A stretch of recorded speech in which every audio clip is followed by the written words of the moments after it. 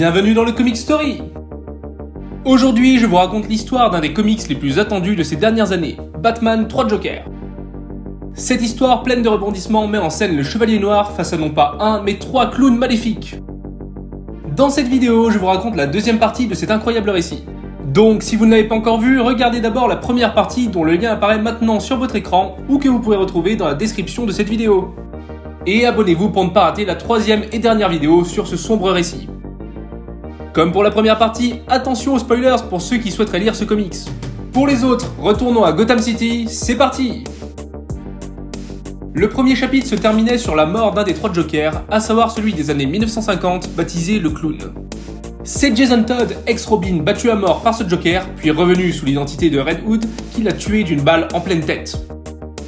Cette deuxième partie s'ouvre sur le Joker comédien de l'ère moderne, qui rentre dans ce qui semble être sa maison. Il y rejoint pour le dîner sa femme et son fils, tous les deux effrayés et mal à l'aise. A noter que sa femme semble être celle présente aux côtés du Joker dans The Killing Joke d'Alan Moore, confirmant que ce comédien est bel et bien tiré de cette œuvre cultissime. Mais le décor change, et nous comprenons que nous étions une nouvelle fois dans l'esprit torturé du super-vilain. Attablé avec un ours en peluche et un mannequin en guise de famille, il se fait rappeler à l'ordre par l'autre Joker restant, le criminel. Celui-ci n'est pas content. Il reproche au comédien la mort de l'autre Joker, à cause de son idée d'organiser 3 crimes en 3 lieux différents au même moment, et donc de trahir le secret de leur existence. De son côté, Batman continue son enquête dans un lieu où aurait été signalé le Joker. Il y découvre une nouvelle scène de crime avec un homme exposé aux produits chimiques dérobés par les Jokers à Ace Chemical. La pauvre victime s'est même fait dévorer par ses chiens de garde, jokerisés par le clown. Une bien triste fin. Le corps est celui du juge Walls, un homme corrompu qui recevait des pots de vin de l'ancienne direction de l'asile d'Arkham pour y envoyer des criminels. Mais Gordon et Batman sont rapidement interrompus par Batgirl qui vient annoncer au Chevalier Noir le meurtre du Joker par Jason Todd. Batman se refuse à arrêter Jason, ce qui mettrait en danger les identités secrètes de toute la Bat-Family. Il comprend pourquoi Red Hood a agi ainsi et regrette de ne pas avoir pu l'aider quand il le pouvait encore. Nos deux héros se rendent à la prison de Blackgate pour y rencontrer un détenu dont Batman aurait retrouvé les empreintes sur l'objet avec lequel le juge Walls a été battu à mort. Ces empreintes étaient celles de Joe Chill, l'homme qui assassina les parents de Bruce Wayne quand il était enfant. Mais la cellule est vide. Le criminel atteint d'un cancer a été déplacé dans une aile médicalisée de la prison. Très affaibli, il n'a plus que quelques semaines à vivre. Quelqu'un a donc placé ses empreintes sur l'arme du crime pour mener Batman au chevet du meurtrier de ses parents. De son côté, Jason Todd continue de traquer les Jokers. Il interroge un de leurs hommes sur lequel il retrouve des traces de chlore. Du chlore qui le mène tout droit à une piscine abandonnée de Gotham. Il y retrouve des dizaines de corps flottants dans le bassin, tous contaminés par les produits chimiques des Jokers. Et alors qu'il est distrait, il se fait surprendre par les 2 clowns qui le maîtrisent et l'attachent à une chaise. Le criminel lui explique qu'il a été le premier Joker. Avant même que Batman ne soit là, il dirigeait la ville de Gotham. Il lui dévoile même un secret. Ça le fait souffrir quand il rigole. Les Jokers expliquent à Jason qu'ils ont rencontré un juge, un serial killer, un chirurgien et maintenant lui. Ils cherchent un nouveau Joker pour remplacer leur complice mort. Mais Red Hood ne semble finalement pas assez brillant à leurs yeux. Et une nouvelle fois, ils le passent à tabac. Batman et Batgirl ont quelques minutes auparavant reçu une alerte indiquant que Jason s'était connecté au Bat-ordinateur avec son casque. Ils se précipitent donc à la piscine abandonnée où ils tombent sur les corps non plus flottants mais bien vivants et agressifs. Une vague de Jokers déferle alors sur eux, et nous offre un combat aussi creepy qu'impressionnant.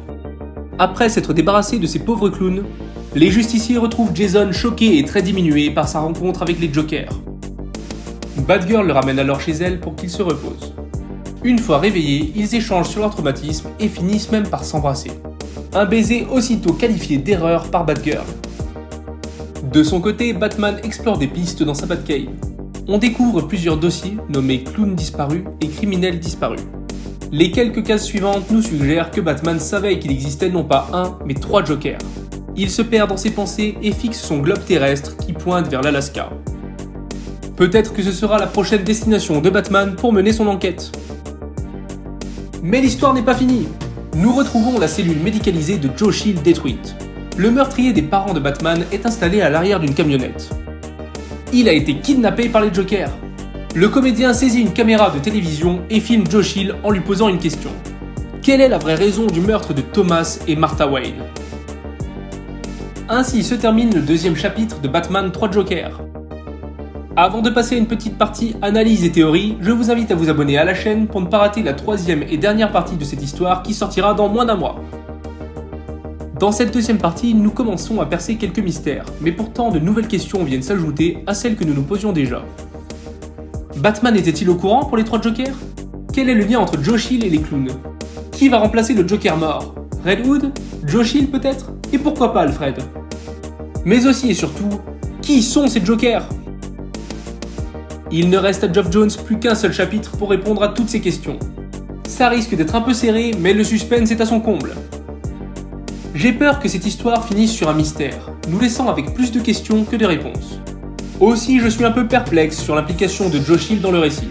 La mort des parents de Bruce Wayne a déjà énormément été traitée dans les comics. Je trouve ça dommage de devoir encore y revenir, même si bien sûr ça donne un caractère plus personnel à l'histoire. Je n'ai pas vraiment d'idée sur la suite du récit, mais j'imagine bien Jason Todd craquer et finir par rejoindre les clowns. J'ai d'ailleurs vraiment cru que ça se produirait dans ce chapitre. Je vous remercie de suivre cette histoire avec moi, je prends énormément de plaisir à vous la raconter. Si vous aimez les histoires de comics, j'ai fait une vidéo où je vous raconte la mort de Wolverine. Vous pouvez aussi retrouver sur la chaîne de nombreuses critiques de comics et des top 5 comme celui sur les 5 meilleurs univers parallèles de chez Marvel et DC Comics. À la semaine prochaine pour une nouvelle vidéo, en attendant lisez Visiteur et à bientôt dans le Comic Story.